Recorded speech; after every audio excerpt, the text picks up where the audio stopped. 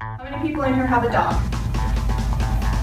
Look at everybody in this room has a dog. You automatically have something in common with everybody in this room. So tell me this, why is it important for us to have friends? Friends can help us be successful if we choose the right friends. Now, friends can also help us fail if we choose the wrong friends.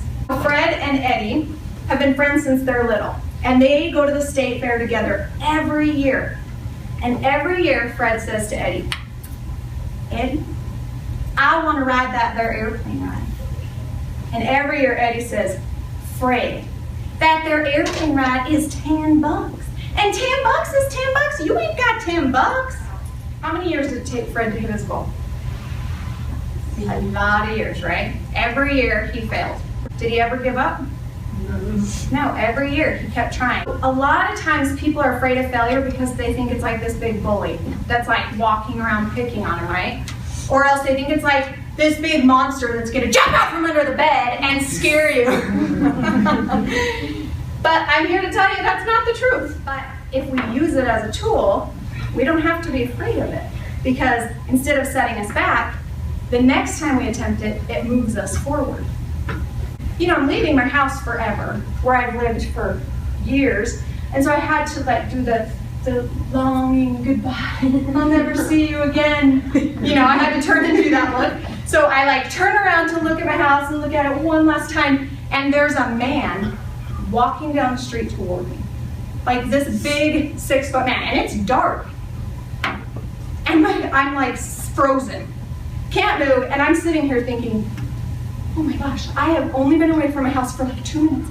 And I already have this guy that's like walking toward me. I know he's gonna kidnap me, he's gonna kill me, and why did I run away? I should have just stayed home, I never should have left. I would have just been safer there. And I'm like freaking out, and then all of a sudden I realize, this guy looks kind of familiar. Bends over, picks me up over his shoulder, and carries me. Like a bag of potatoes. When we run away from things, it doesn't solve the problems, and it's the same thing with failure. We have to learn how to deal with those failures instead of running from them. The only way that this formula works is with 2 things. Number 1, you have to be willing to admit your mistakes, right? You have to be able to write down what you did wrong. Number 2, you can't blame other people. If you blame other people, will you change your behavior in the future?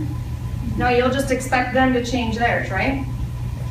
But if we own our mistakes and we say, hey, I messed up, I made a mistake, then we know that it's our responsibility to change our behavior in the future. What kind of awesome stuff can you do sitting on a trampoline? Any cool tricks you guys know while you're sitting on a trampoline? Roll over. You can roll over? What about when you're jumping on a trampoline? What kind of cool tricks can you do when you're jumping? How about a bum war? Belly to back, right? There's so many things we can do when we're jumping on the trampoline, right? So a trampoline is like failure.